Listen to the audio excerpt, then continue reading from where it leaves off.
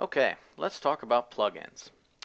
This is going to be a basic and quick overview of the plugins section because quite frankly, one video or even 10 videos cannot even begin to cover all the aspects of what makes plugins so powerful and great to WordPress. Basically, they will make your WordPress blog do almost anything you want it to do. I've seen WordPress blogs become full e-commerce, shopping cart sites, and so many other things. Video blogs, podcasting sites, comic book sites, and so many other things through the use of plugins. There is virtually no limitations on what you can do with WordPress because of these plugins. So we're going to just basically go over an overview of how to basically manage your plugins. It's uh, it's designed much the same way that the themes management is set up. So basically, you'll kind of catch on pretty quickly after you get the grasp of themes. This will show you all the different plugins that you have currently on your site.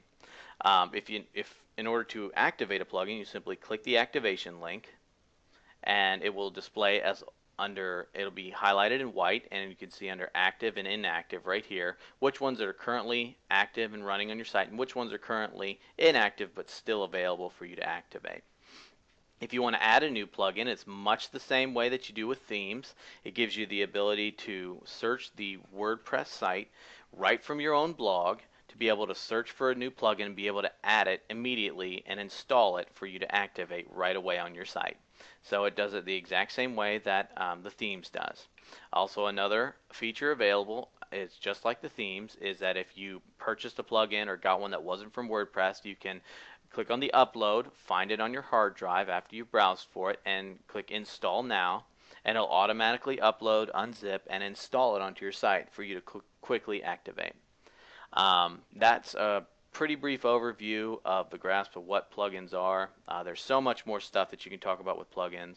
I also recommend please donate to any plugin developers that you can. I know that sometimes money's tight, but they're giving you these plugins for free, and they put a lot of work and their heart and their soul into it. So please consider donating if you can spare any money. Even $1 to $5 is always greatly appreciated to developers. So that covers plugins. So now it's on to the next video.